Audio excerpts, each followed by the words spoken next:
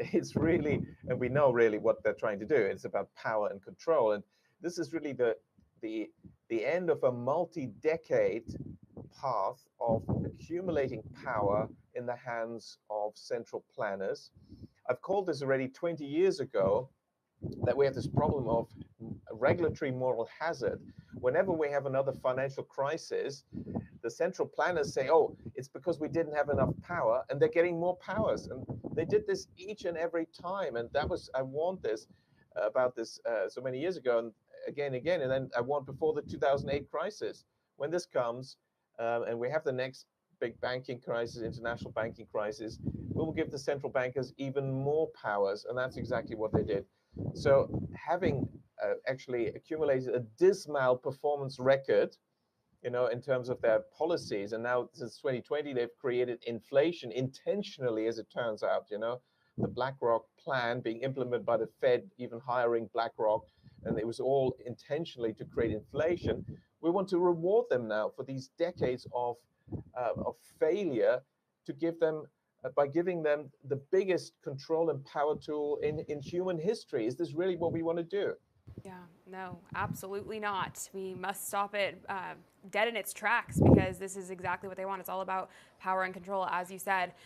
Now, perhaps the most concerning part of this all to me is what you mentioned on a recent interview you did with Ivor Cummings.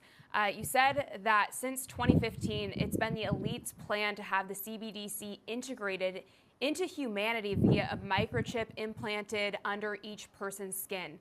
Can you tell us a little bit more about how you discovered this plan, and is that truly our soon future?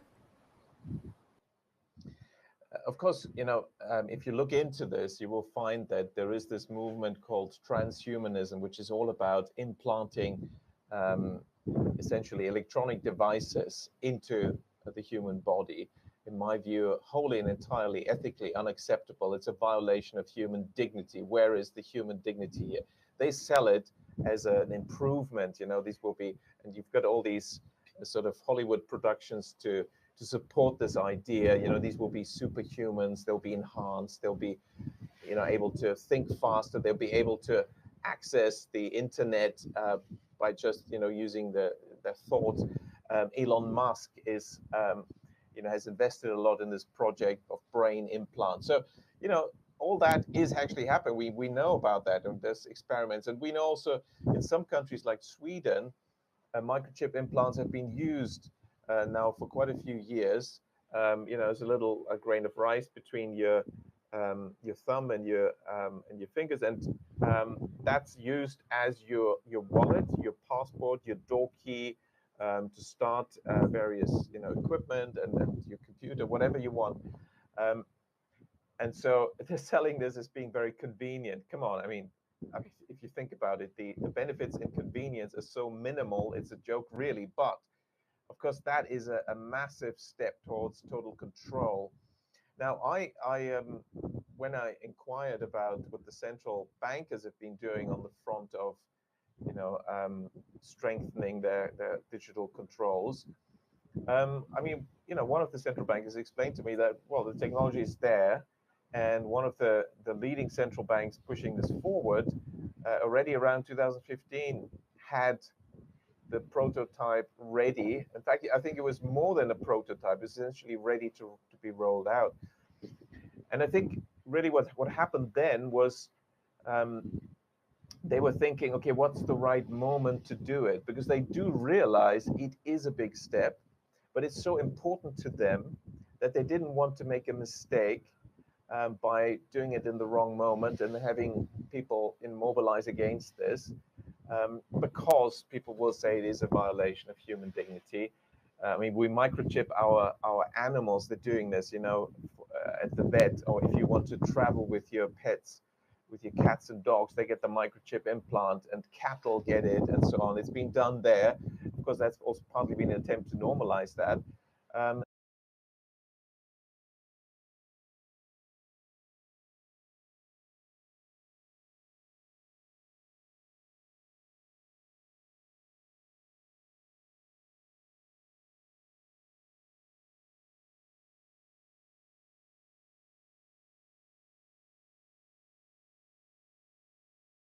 your pets, with your say it is a violation of human dignity. I mean, we microchip our animals. They're doing this, you know.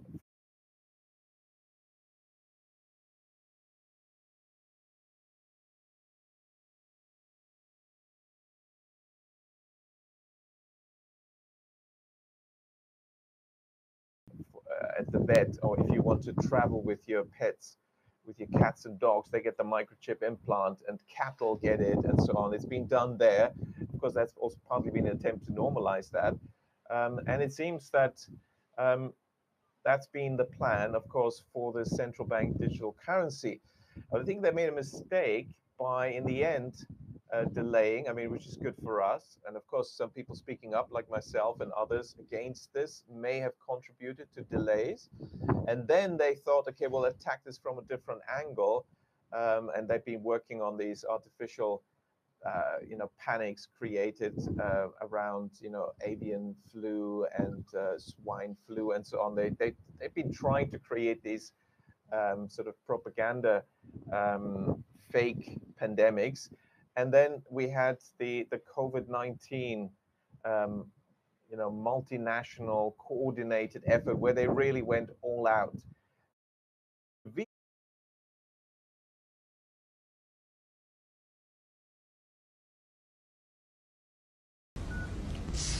There. You can let that breathe for 10 minutes. All looking good. I'll come back and I'll dress them. Do you see? These are interaction nodes.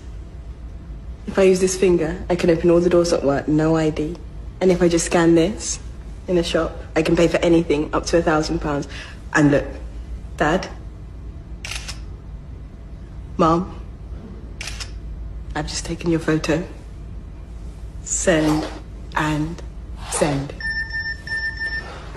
It doesn't need the sound effect. I just added that because it makes me laugh. You promised me they wouldn't touch your eyes. Not after last time. That was years ago. Gran's had stem cells in her eyes since then. I can't help thinking... Don't laugh. All these power cuts. Well, what would happen to you? Nothing. What happens to you in a power cut? Nothing. So, what about your head? Can't feel a thing. They inserted the tiniest wafer into my brain. And, oh my God, look at the result. Synced us up. No keyboard. I don't need a keyboard ever again. You did that by thinking? It can't read my mind. Not yet, but the wafer tracks activity in the neural pathway and micro movements in the retina to predict what I'm thinking. But that is reading your mind. Let's see where everyone is.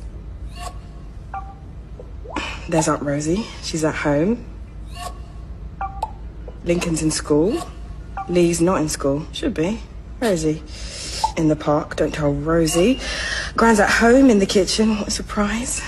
Let's find Ruby. She's in a bar called the Marine Tide and she's just bought a bottle of house white for £56. It's 4 o'clock in the afternoon. 56 quid for the house white. Oh my God, how did it go, Beth? How are you? Did it work? Are you completely synced up now? Yeah, I'm fine. I'm with Mum and Dad and I've just realised you're in trouble. You should be in college. 56 quid? For God's sake, Bethany!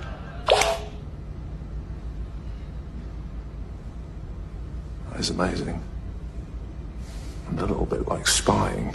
What if I didn't want you tracking me? Well, that's a good question. Can you imagine? What if your father was having an affair or something?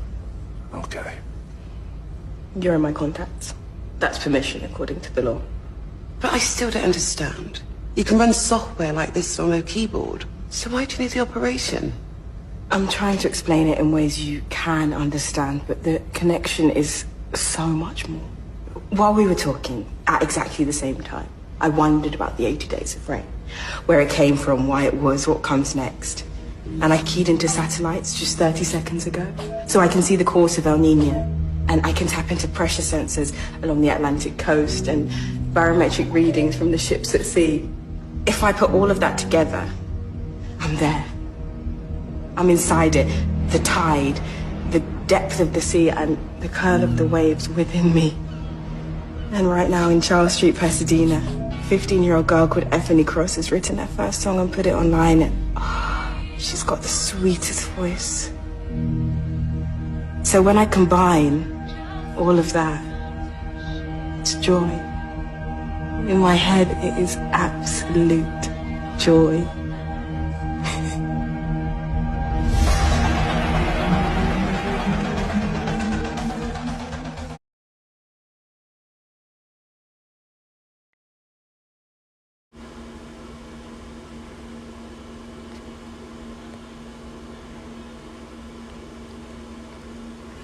Shalom, Israel. Praise to Yahweh, Ba'ashim, Yahushai, Ba'ashim, Rakakwadash. Yahweh is the Most High God, and Yahushai is to the world, and He calls Jesus the Christ. I want to give double honors to the apostles and the elders in Great Millstone who've been ruling well in the ministry of Yahweh, Ba'ashim, Yahushai, teaching His word and believing His word.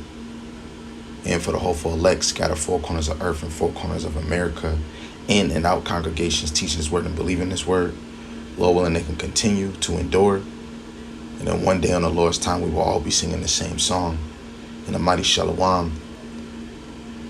To the sisters that's believers of His word, Lord willing, the Most High can continue to put the Spirit on you to endure. Lord willing, the Most High have mercy on the other brothers and sisters that's not in the faith. So you've seen plainly. You had a professor talking about it, breaking it down. You know, and he even said animals got implants, right? Then he said that it's going to make it look like it's cool, like you have powers, you can do all these things. And you see the girl, she's searching the web. She said she was in tune with the ocean. And then the father said, hey, that's amazing. Some people are going to look at this and consent to it. Strong's G 5480. Charagma. Charagma, which means a stamp, an imprinted mark, a mark stamped it on the forehead or the right hand as a badge of followers of the Antichrist, which is the beast of this world, which would be the nation of Idumea, the so-called Edomites, right? The mark branded upon horses, thing carved, sculpture, graven works of idolatrous images.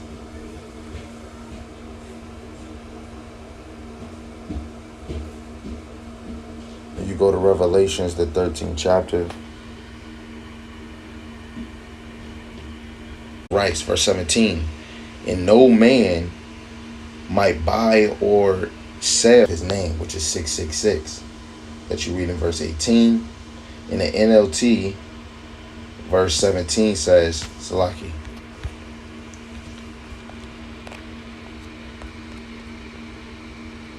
Verse 17 says, in the NLT, and then it's going to come into a time to reward Caesars what is Caesars. And I'm always bringing out this verse because you know the world is going to consent to the ways. It's going to happen again. Right?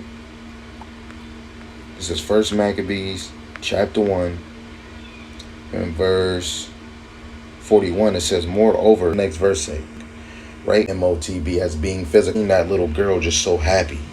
Verse 43. It says, yeah, many also of the Israelites consented to his, right? It says religion, right? When we go back to Revelations, the 13th chapter, verse 15.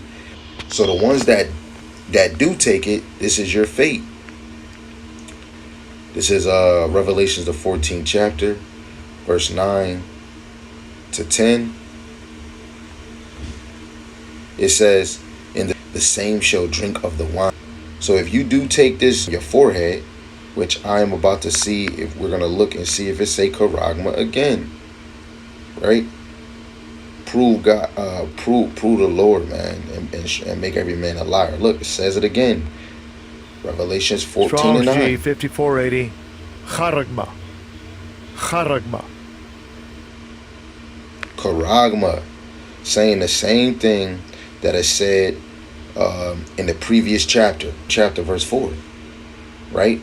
Now the ones that don't take it, which is, we're gonna go to Revelations the 20th chapter, verse 4, some of the men of the Lord is going to have to go through this.